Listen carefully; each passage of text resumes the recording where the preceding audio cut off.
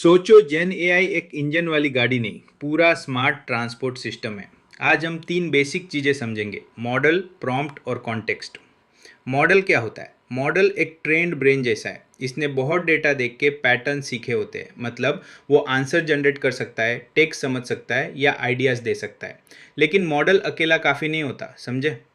Prompt क्या होता है? प्रॉम्प्ट बेसिकली इंस्ट्रक्शन है। जैसे आप टीचर को बोलते हो, सर इस टॉपिक को सिंपल लैंग्वेज में समझाओ, वैसे ही मॉडल को बोलते हो, समराइज करो, कंपेयर करो या फ्रेंडली टोन में लिखो।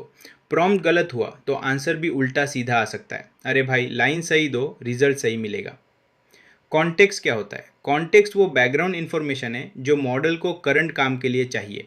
जैसे किसी फ्रेंड को सिर्फ क्या हुआ बोलो तो वो कंफ्यूज हो जाएगा, लेकिन अगर बोलो मीटिंग में जो प्रोजेक्ट डिले हुआ उसके बारे में बता, तो उसको सीन समझ आता है। जेन एआई में कॉन्टेक्स्ट का मतलब है relevant details, previous chat, documents या यूज़र इन्फो। प्रॉब्लम क्या सॉल्व होता है? ये तीनों मिलके मॉडल को यूज़फुल बनाते।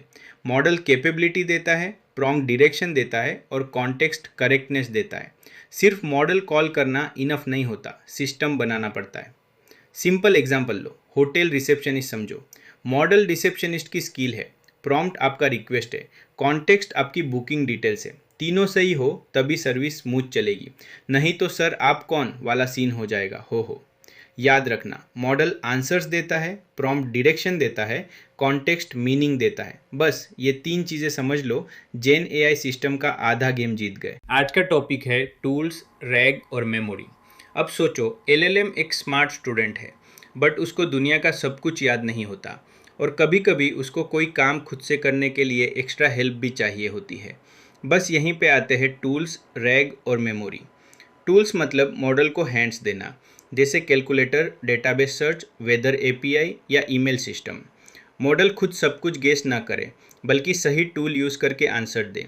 इससे काम एक्यूरेट होता है। अरे भाई, अंदाज़ा नहीं, एक्चुअल काम। रैग का फुल फॉर्म है retrieval augmented generation. Simple language में पहले रेलेवेंट इन्फो ढूंढो, फिर उस इन्फो के बेसिस पे आंसर बनाओ। जैसे एग्ज़ाम से पहले नोट्स खोल के पढ़ना। मॉडल को सिर्फ अपनी मेमोरी पे डिपेंड नहीं करना पड़ता। इससे कंपनी के डॉक्यूमेंट्स, पॉलिसीज़ या प्रोडक्ट मैनुअल से सही आंसर मिलता है। मेमोरी का मतलब है मॉडल को यूज़र के पास्ट इंटरेक्शंस या प्रिफरेंसेस याद रखने देना। जैसे एक गुड टीचर आपका नाम और वीक टॉपिक याद रखता है। इससे कॉन्वर्सेशन नेचुरल लगती है। हर बार जीरो से स्टार्ट नहीं करना पड़ता, नहीं तो यूज़र बोलेगा, अरे यार फिर से सब भूल गया क्या। रियल वर्ल्ड एग्जाम्पल लो। आप एक कस्टमर सपोर्ट बोर्ड बना रहे हो।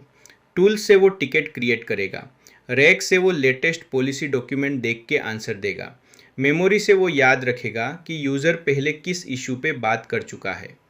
वन लाइन समरी: टूल्स काम करवाते हैं, रैक सही नॉलेज लाता है और मेमोरी कॉन्वर्सेशन को यादगार बनाता है। आज का टॉपिक है एजेंट ऑर्केस्ट्रेशन, इवाल्स और गार्डरेल्स। सुनो ध्यान से, क्योंकि ये जेन एआई सिस्टम का असली ट्रैफिक कंट्रोल है बाबू। एजेंट ऑर्केस्ट्रेशन का मतलब होता है जब एक एआई को अकेला नहीं बल्कि मल्टीपल स्टेप्स करने होते हैं, तो कौन सा स्टेप पहले, कौन सा बाद में और कौन सा टूल कब यूज़ होगा, ये सारा कोऑर्डिनेशन।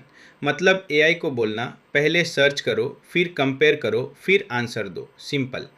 इवाल्स का मतलब है टेस्टिंग। जैसे स्कूल में एग्ज़ाम होता है, वैसे ही एआई को भी चेक करना पड़ता है। क्या सही जवाब दे रहा है, क्या कंसिस्टेंट है, क्या गलत तो नहीं बोल रहा। विदाउट इवाल्स एआई का स्कोर कार्ड ही नहीं पता चलेगा और फिर बाद में बोलेगा, अरे भाई मॉडल तो मस्त है बट प्रोडक्शन में धप्पा। गार्ड रेल्स का मतलब है सेफ्टी रेल्स। जैसे रोड पे डिवाइडर होता है, वैसे एआई को भी लिमिट्स दो। क्या बोलना है, क्या नहीं बोलना, किस टॉपिक पे केयरफुल रहना है, और अगर डाउट हो तो आई डोंट नो बोल दे। इससे रॉन्ग आंसर, हार्मफुल रिप्लाई और ओवर कॉन्फिडेंट बकवास कम होती है। समझे ना, काम का चीज़ है, हवा में मत उड़ो। रियल वर्ल्ड एग्जाम्पल लो, कस्टमर सपोर्ट एआई।